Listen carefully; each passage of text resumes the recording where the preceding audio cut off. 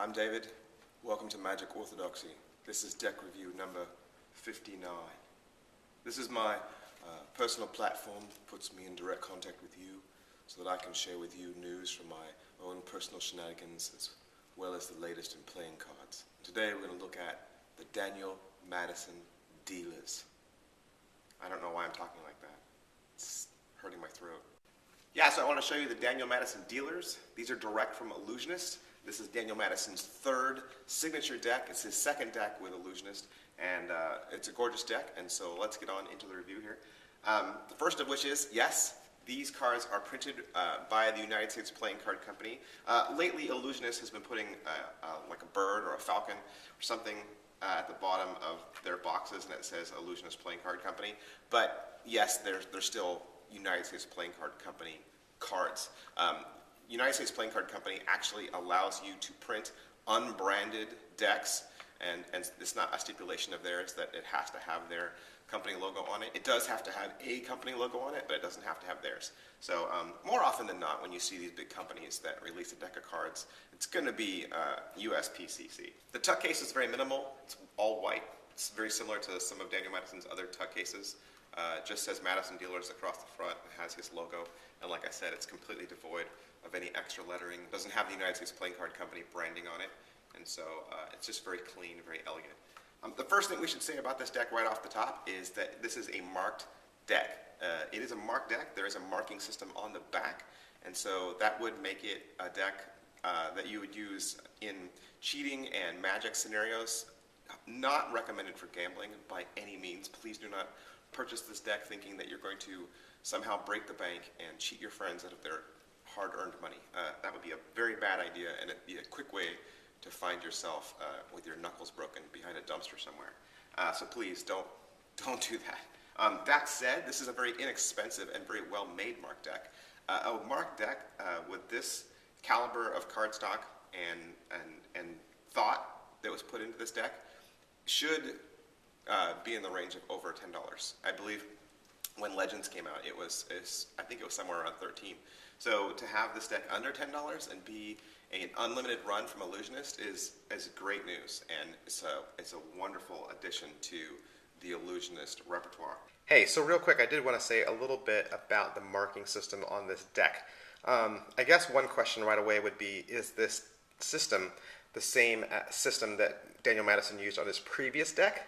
And the answer is no. It is the same methodology, but it is not the same exact system. So if you have that deck, yes, you will have to learn a new system. I would also venture to say that this system is more difficult. It is one of the more difficult marking systems to memorize. It is not something that's going to come easy. It's not something that is even logical almost. You do have to memorize a pattern that might not feel to make sense right away.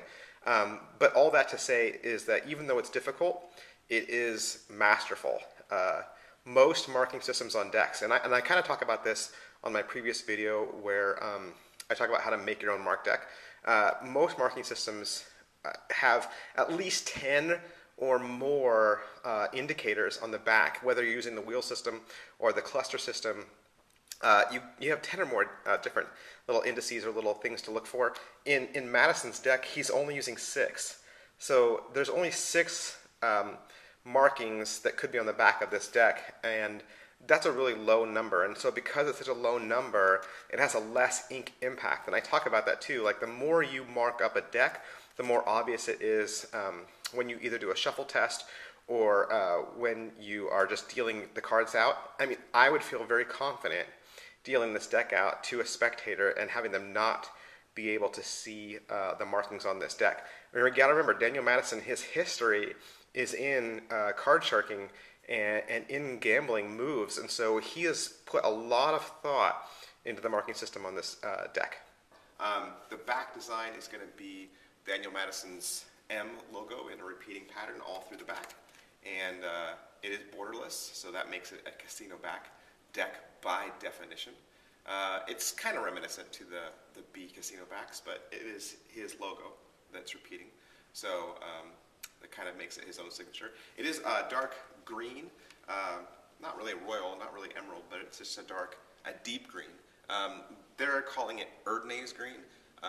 Madison and SW Erdnase, they followed a similar path growing up. I mean, each one of them has been a card shark or a hustler, and SW Erdnase ends up becoming a role model to many magicians and card workers.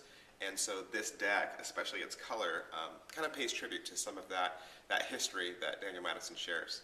There is another deck that Ellusionist is releasing. It is a red version of this back, and it's called the Scarlet Back. So just to clarify how you get a Scarlet Back, the Scarlet Backs, there was about 2,500 of them made, and Daniel Madison gave some of those out of his own personal stock to Ellusionist. And so what happens is if you purchase a brick, if you purchase 12 green dealer decks, then you'll receive one free Scarlet deck.